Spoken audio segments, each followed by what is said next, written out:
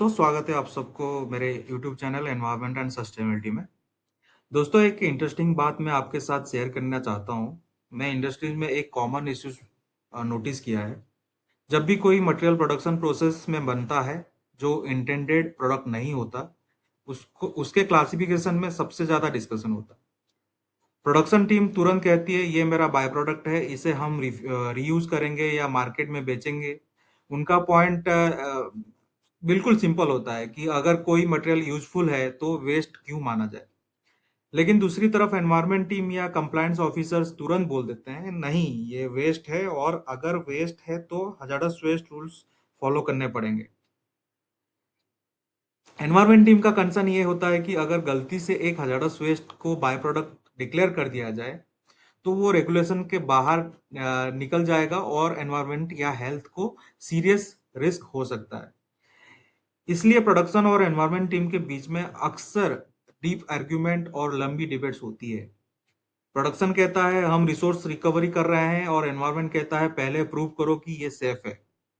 और इसी कन्फ्लिक्ट को रिजॉल्व करने के लिए सीपीसीबी ने 2019 में ये गाइडलाइन पब्लिश की थी, जिसमें क्लियर स्टेप दिए गए हैं कि कब एक मटेरियल वेस्ट माना जाएगा और कब बाय प्रोडक्ट डिक्लेयर किया जा सकता है।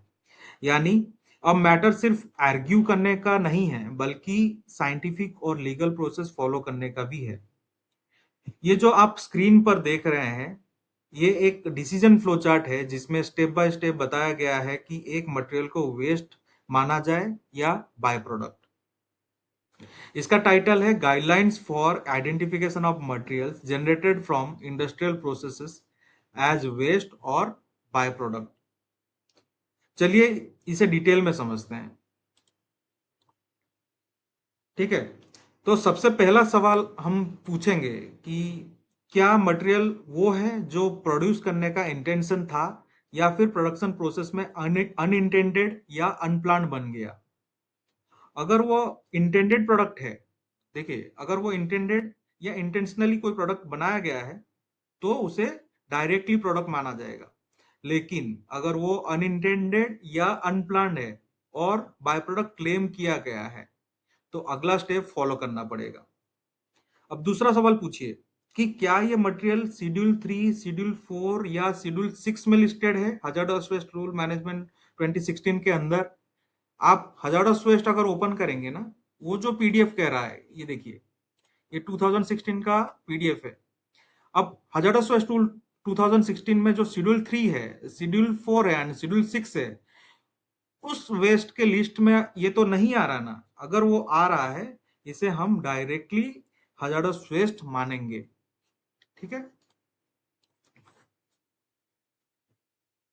अब तीसरा सवाल पूछेंगे कि क्या ये शेड्यूल 1 में लिस्टेड है। शेड्यूल 1 जो हजार्डस वेस्ट मैनेजमेंट रूल 2016 में है, जो शेड्यूल 1 है उसमें लिस्टेड है। तो अगर उसमें लिस्ट है तो प्रोसेस का लिंकेज ईआईए नोटिफिकेशन से चेक करना होगा। जो ईआईए होगा, बेस ईआईए होगा, उसका नोटिफिकेशन ईआई नोटिफिकेशन से चेक करना होगा। अगर लिस्टेड नहीं है तो प्री फिजिबिलिटी स्टडी करनी होगी। अब यहाँ दो सिचुएशन बनती है। अगर मटेरियल लिस्टेड नहीं है, शेड्यूल 1 में है, तो फ्री फिजिबिलिटी स्टडी करनी होगी जिसमें एंड यूज चेक करना होगा। अगर एंड यूज फिजिबल नहीं है तो ये हजार्डस या अदर वेस्ट ही रहेगा। अगर फिजिबल है तो environment and health impact and risk assessment करना होगा। अगर वहां कोई रिस्क निकलता है तो फिर से वेस्ट माना जाएगा। अगर रिस्क फ्री है तो ये बाय प्रोडक्ट हो सकता है। बस एसडीएस प्रिपेयर करना होगा। एसडीएस मतलब सेफ्टी डाटा सेट। अगर मटेरियल शेड्यूल 1 में लिस्टेड है, चेक करो कि ये कि क्या वो प्रोसेस ईआईए नोटिफिकेशन के अंडर एनवायरमेंटल क्लियरेंस मांगता है। अगर हाँ, तो जनरेटर को एनवायरमेंटल क्लियरेंस लेना होगा बाय प्रोडक्ट के प्रोडक्शन के लिए। अगर इसी ग्रांट हो जाता है तभी वो बाय प्रोडक्ट माना जाएगा।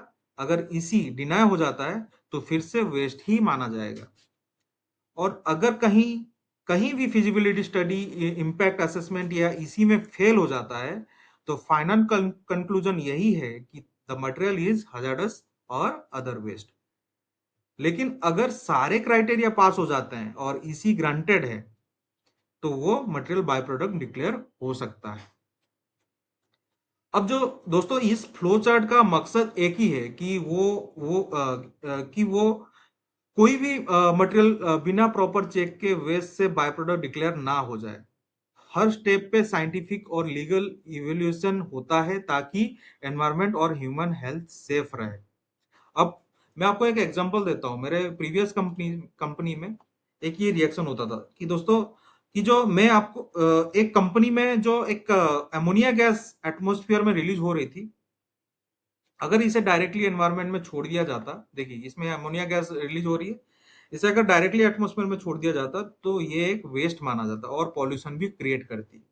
लेकिन इंडस्ट्री ने इस NH3 को एक स्क्रबर से पास किया, ठीक है, स्क्रबर से पास किया जिसमें सल्फ्यूरिक एसिड था। रिजल्ट क्या निकला? NH3 और H2SO4 रिएक्ट करके बना अमोनियम सल्फेट, और ये अमोनियम सल्फेट एक यूजफुल फर्टिलाइजर है जो डायरेक्टली एग्रीकल्चर में यूज होता है। अब रिएक्शन इसका सिंपल है, देखिए 2NH3 plus H2SO4 NH4 whole twice SO4, यानी जो पहले एक वेस्ट गैस थी वो प्रॉपर ट्रीटमेंट से एक वैल्यूएबल बाय प्रोडक्ट बन गई। यही डिफरेंस है वेस्ट और बाय प्रोडक्ट में। अगर मटेरियल का सेफ और valuable and and and use possible है तो वो एक रिसोर्स बन जाता है, वरना तो सिर्फ वेस्ट ही रहेगा। ठीक है, आज के लिए इतना ही। आपको होपफुली आपको समझ में आ गया होगा ये वेस्ट और बाय प्रोडक्ट का क्या डिफरेंस है। तब तक के लिए धन्यवाद। जय हिंद।